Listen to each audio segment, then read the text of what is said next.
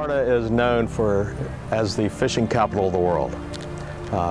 Lake Apopka is one of the fourth largest lakes in the state of Florida. We're looking forward to having more and more anglers come and enjoy our abundance of angling opportunities in a 30,000 acre lake.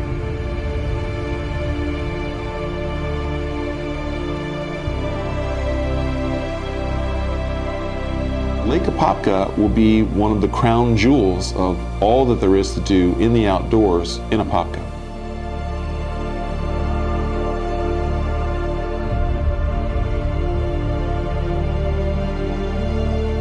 The Lake Apopka North Shore Restoration Area has become one of the premier birding spots in the southeastern United States.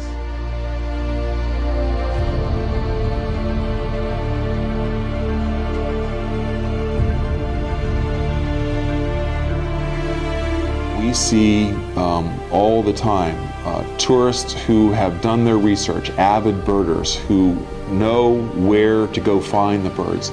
They are already coming to Lake Apopka.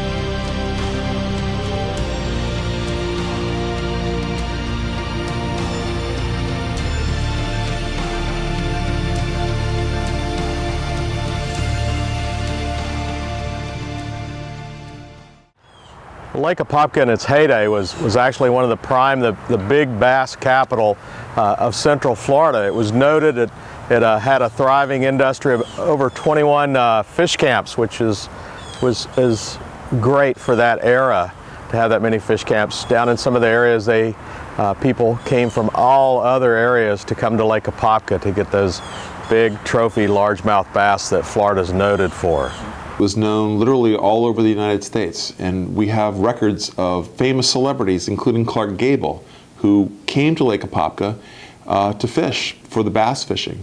And over the years, as agricultural practices and some other practices came to cause algae to bloom and to cause the lake some environmental problems, the lake lost its luster as a bass fishing capital.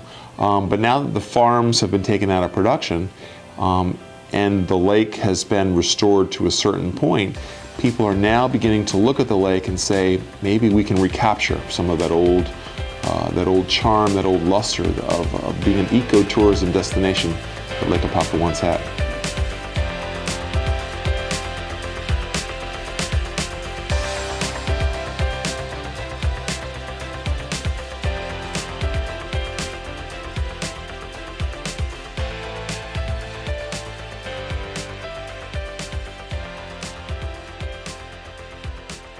Over the past 3 years, Florida Fish and Wildlife has planted over 438,000 bulrush plants and approximately 39,000 spatterdock plants, mostly in the north shore of Lake Apopka, but around other areas as needed to augment that population of what's called submerged aquatic vegetation. Our samples on Lake Apopka indicate a high number of those larger largemouth bass. And what we use is a catch per unit effort, a CPUE. And those are showing in 15 miles of that shoreline on the south and southwest shorelines where we already have abundant vegetation, those high numbers. And in fact, those numbers are at a higher level than most of the Harris chain of lakes. This area was historically marshes on the north shore of Lake Apopka. It had highly fertile soils that were drained mainly in the 1940s to put into agricultural production for the war effort. When it was realized that that effort was having negative consequences to water quality in Lake Apopka, the state decided to purchase the farms and restore those former marshes back to wetlands.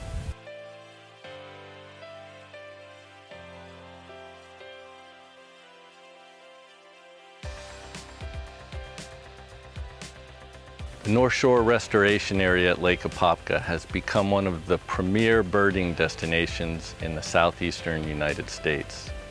This is due to the extraordinary diversity of birds that have been documented here. To date, more than 360 species. The reason for this great diversity is likely because the site has great geography and expansive habitat. The lake and the North Shore are located directly in the center of the state of Florida, and the area is highly conspicuous to birds migrating through the peninsula. You have great wildlife viewing opportunities year-round on the North Shore, but the best times to come to birdwatch are in the fall, winter, and spring. We see on a regular basis alligators, bobcats, coyotes, turtles, snakes, all kinds of wildlife, and birds are our main draw here for ecotourists. And you're likely to see osprey, bald eagles, swallowtail kites, all the wading birds such as great blue herons, great egrets, glossy ibis, and lots of songbirds as well, grosbeaks and buntings and flycatchers and sparrows. It's truly an extraordinary place of bird diversity in Central Florida. The Wildlife Drive is newly opened in May of 2015. It's an 11-mile one-way drive through the former farmlands along elevated levees throughout the property. It's got a lime rock cap on it, and it traverses the entire eastern half of the restoration area. Because it's slightly elevated and it has canals and wetlands along either side, you get great viewing opportunities to the wildlife that are utilizing the former farmland that's now in various stages of wetland restoration.